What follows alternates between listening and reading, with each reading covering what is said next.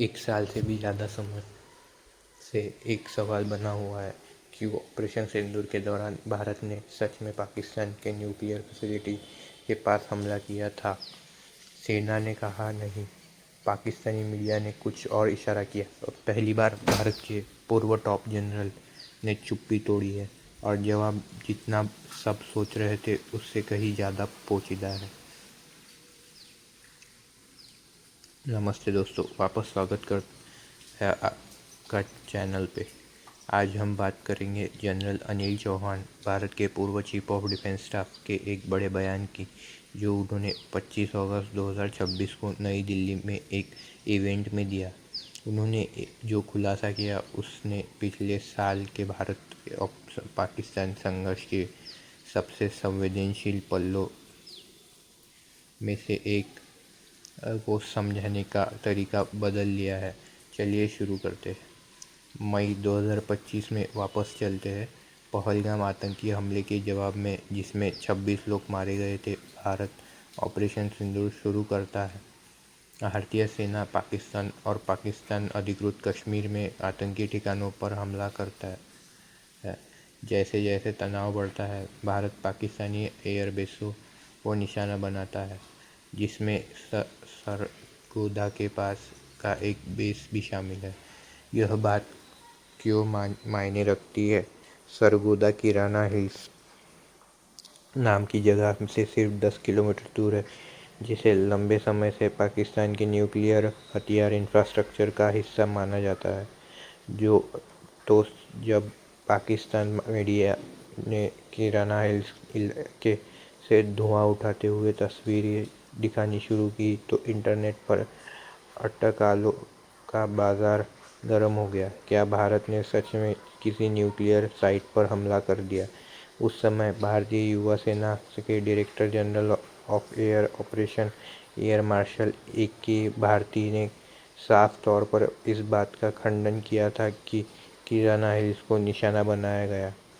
अब इस हफ्ते की बात करते हैं। जनरल चौहान ने विवेकानंद इंटरनेशनल फाउंडेशन द्वारा आयोजित एक डिफेंस डायलॉग में आखिरकार इस मुद्दे पर सबसे विकृत जवाब दिया।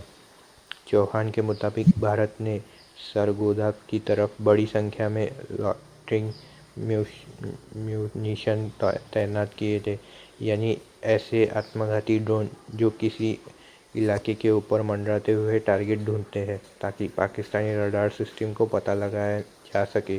ये म्यूनिशन संभवतः इजरायली डिज़ाइन के दौर हारोप ड्रोन सिर्फ करीब 2 घंटे तक हवा में रह सकते हैं। अगर इस दौरान उन्हें कोई टारगेट नहीं मिला तो उनकी प्रोपल्शन क्षमता खत्म हो जाती है और वह नीचे गिर जाते हैं। जो भी उनके नीचे हो वही टकरा जाता है। चौहान की सफाई यह है, इनमें से एक ड्रोन सरगोदा के पास टारगेट ढूंढते ढूंढते अपना समय पूरा कर बैठा। उसकी ताकत खत्म हो गई और वह किराना हिल्स की किसी एक पहाड़ी पर जा गिरा। यह कोई जानबूझकर किया गया हमला नहीं था। किसी न्यूक्लियर फैसिलिटी पर हमला नहीं हुआ था। बस एक म्यूनिशन का ईंधन खत्म हुआ और वह गुरुत्वाकर्षण ले गया, वही गिर गया। गौर करने वाली बात है कि चौहान ने एयर मार्शल भारती की बात का खंडन नहीं किया, बल्कि उनका समर्थन किया, यह कहते हुए कि भारती ने कहा सही तरीके से स्पष्ट किया था कि भारत ने जानबूझकर उस न्यूक्लियर लिक्विड साइट को कभी निशाना नहीं बनाया। तो एक भटके हुए ड्रोन का किसी साधारण पहाड़ी पर गिरना इतना बड़ा मुद्दा क्यों है? क्योंकि किराना हिल्स कोई साधारण पहाड़ी नहीं है। यह पाकिस्तान के न्यूक्लियर कमांड इंफ्रास्ट्रक्चर से जुड़ी हुई मानी जाती है। इस इलाके में कोई भी हमला, चाहे वो गलती से ही क्यों ना हो, रणनीतिक तौर पर बहुत बड़ा मायने रखता है। न्यूक्लियर इंफ्रास्ट्रक्चर के पास होने वाला एक चूक ही किसी क्षेत्रीय संघर्ष को बड़ी तबाही की तरफ धकेल सकती है। चौहान ने ऑपरेशन के बारे में कुछ और नई बातें भी बताई, जिसमें 29 अप्रैल को प्रधानमंत्री मोदी की अध्यक्षता में हुई अहम बैठक का जिक्र भी शामिल है। इसमें निर्देश दिया गया था कि सीमा पर आतंकवाद के लिए पाकिस्तान को एक अकल्पनीय सबक सिखाया जाए।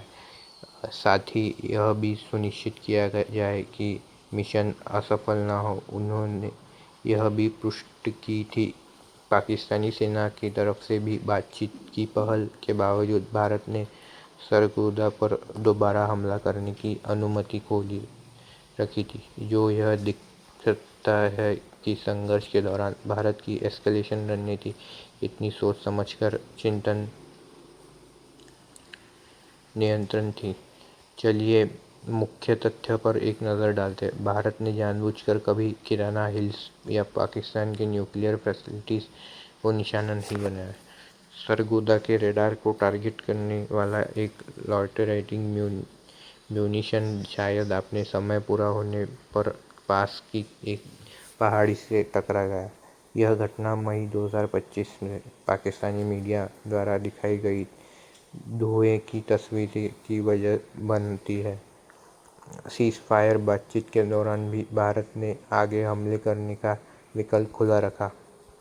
यह अब तक की सबसे साफ तस्वीर है कि भारत पाकिस्तान गतिरोध के दौरान चीज़ें एक न्यूक्लियर संबंधित घटना के कितने करीब पहुंच गई थी और कैसे एक ड्रोन की सिर्फ 2 घंटे की बैटरी लिमिट न्यूक्लियर युग के सैन्य इतिहास का एक फुटनोट बन गया। आपका क्या मानना है? क्या यह सच में एक हादसा था या ऑटोनॉमस हथियारों को संवेदनशील जगहों के पास तैनात करने के बड़े खतरे की तरफ इशारा करता है? अपनी राय कमेंट में ज़रूर बताएं। अगर आपको यह विश्लेषण पसंद आया हो तो चैनल को सब्सक्राइब करें और डिफेंस व जियोपॉलिटिक्स से जुड़ी और वीडियोस के लिए जुड़े रहें। मिलते हैं अगली वीडियो में। धन्यवाद।